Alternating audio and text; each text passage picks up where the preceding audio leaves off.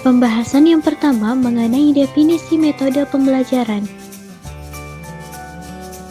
Metode adalah seperangkat langkah atau apa yang harus dikerjakan yang tersusun secara sistematis atau urutannya logis. Sedangkan pembelajaran merupakan proses interaksi yang dilakukan oleh guru dan siswa, baik di dalam maupun di luar kelas, dengan menggunakan berbagai sumber belajar sebagai bahan kajian, menurut Pujiadi tahun 2005. Menurut Sujana tahun 2005, metode pembelajaran ialah cara yang dipergunakan guru dalam mengadakan hubungan dengan siswa pada saat berlangsungnya pengajaran. Sedangkan Sutikno tahun 2009 menyatakan metode pembelajaran adalah cara-cara menyajikan materi pelajaran yang dilakukan oleh pendidik agar terjadi proses pembelajaran pada diri siswa dalam upaya untuk mencapai tujuan.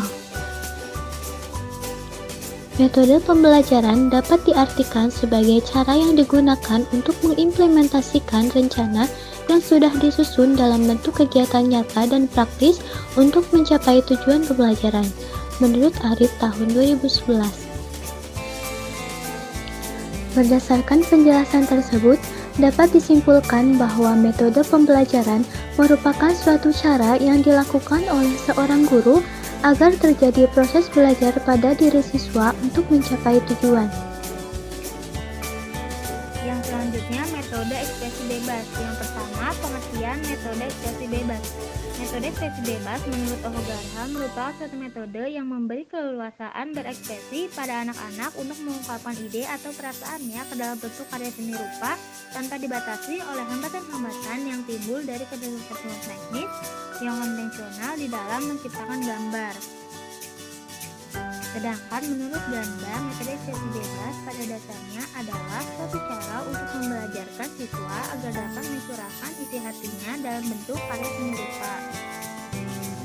Jadi, pengertian metode ekspresi bebas dapat disimpulkan bahwa metode ekspresi bebas merupakan suatu metode yang digunakan untuk pembelajaran seni rupa yang dimana dalam proses penciptaan karya seni rupa, anak-anak tidak terikat dengan tuntutan dari pembimbing, melainkan anak-anak diberikan kebebasan dalam menciptakan sebuah karya seni rupa dengan bebas dan tanpa batasan.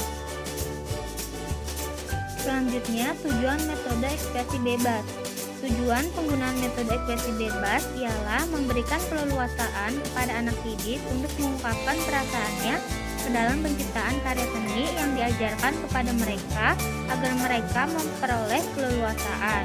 Maka ada hal-hal pokok yang harus diperhatikan dalam penggunaan metode ini. Lalu selanjutnya ada hal-hal yang perlu diperhatikan dalam penggunaan metode ekspresi bebas. Dalam menggunakan metode ekspresi bebas ini, untuk membelajarkan seni rupa pada siswa, ada beberapa hal yang perlu diperhatikan. Di antaranya ada tema, media, dan gaya ungkapan. Yang pertama, tema. Tema merupakan isi ungkapan yang akan disampaikan oleh para siswa pada saat mereka mendapat kesempatan untuk berkarya. Lalu yang kedua ada media. Media yang dimaksudkan di sini adalah bahan dan alat-alat yang dapat dipilih untuk digunakan oleh para siswa dalam mewujudkan bentuk ungkapan yang ingin mereka sampaikan. Penggunaan media mencakup prosedur serta teknik penggunaannya. Lalu yang ketiga, gaya ungkapan. Gaya ungkapan sering dilupakan dalam pelaksanaan pendidikan seni rupa. Kegiatan menggambar kebanyakan dilakukan dengan tidak spontan, bahkan dilakukan dengan ragu-ragu, terutama oleh anak-anak besar yang tidak berbakat seni rupa, maka gaya ungkapannya tidak tampak sama sekali. Hal ini disebabkan oleh goresan-goresan yang membentuk itu dibuat masih dalam proses belajar. Selanjutnya ada metode kerja kelompok. Metode kerja kelompok adalah metode yang melatih siswa untuk berinteraksi dengan anggota kelompoknya, guna mengakomodasi ide-ide yang muncul dari setiap anggota kelompok. Ide dari setiap anggota kelompok akan dituangkan dalam sebuah karya yang mewakili ide mereka. Kerja kelompok ini dimaksudkan untuk membuat karya yang mempunyai ukuran besar dan menciptakan hubungan emosi antara siswa. Metode kerja kelompok menekankan pada aspek sosial. Dalam metode kerja kelompok ini terbagi ke dalam dua macam.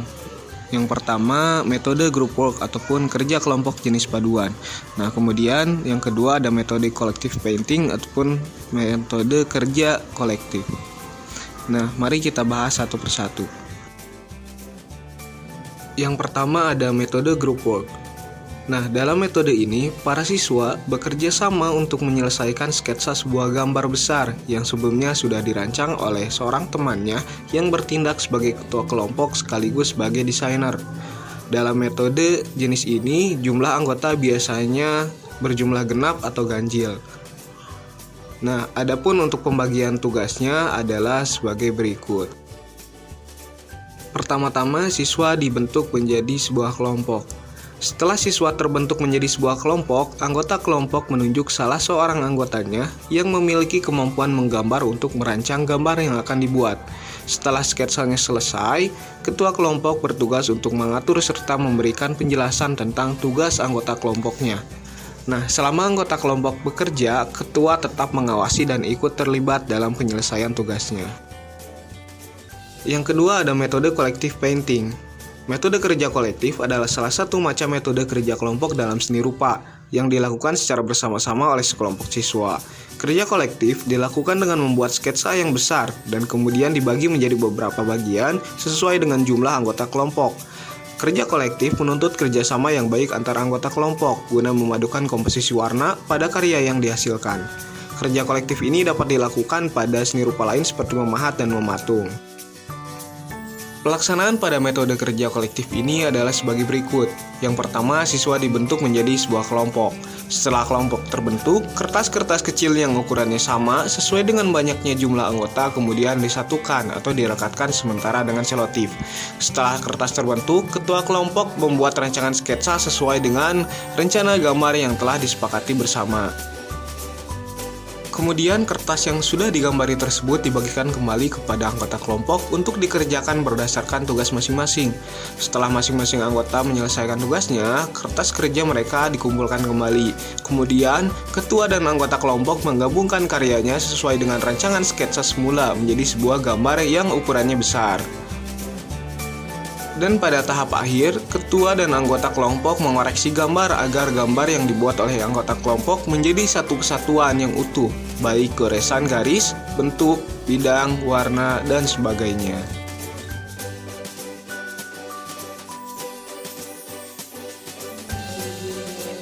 Metode global dalam kegiatan menggambar merupakan metode yang biasa digunakan pada tahap awal menggambar bentuk. Tujuan utama penggunaan metode ini adalah agar anak dapat menangkap bentuk keseluruhan dari bentuk model yang disediakan. Ditinjau dari perkembangan siswa, pada saat siswa melihat sesuatu, maka bentuk umum yang lebih dahulu dapat ditangkap oleh siswa. Berdasarkan tekniknya, metode global terbagi dua, yaitu metode global dengan teknik siluet dan metode global dengan teknik kontur. Metode global jenis siluet ditinjau secara teknis dan psikologis dipandang lebih mudah dari metode global dengan teknik kontur karena anak diminta untuk menangkap benda secara keseluruhan dengan mengabaikan bagian-bagian detailnya. Metode global ini nampaknya cocok bagi siswa kelas yang sedang belajar pada tahap-tahap awal. Metode global jenis kontur lebih cocok bagi siswa, mahasiswa, atau ahli gambar teknik yang sudah memiliki kemampuan motorik. Secara teknis, dalam metode ini, penggambar dituntut untuk menangkap benda secara global dan menyederhanakannya dalam bentuk gambar-gambar dasar yang dibuat dengan goresan garis. Selanjutnya, gambar yang sederhana itu kemudian dikembangkan untuk disempurnakan menjadi bentuk benda yang kompleks. Teknik siluet disebut juga teknik global atau teknik bayangan, yaitu salah satu teknik pembuatan gambar dengan cara menggambarkan secara keseluruhan dari suatu benda dalam bentuk bidang dengan cara dihitamkan, atau teknik arsir blok hitam seperti gambar bayangan.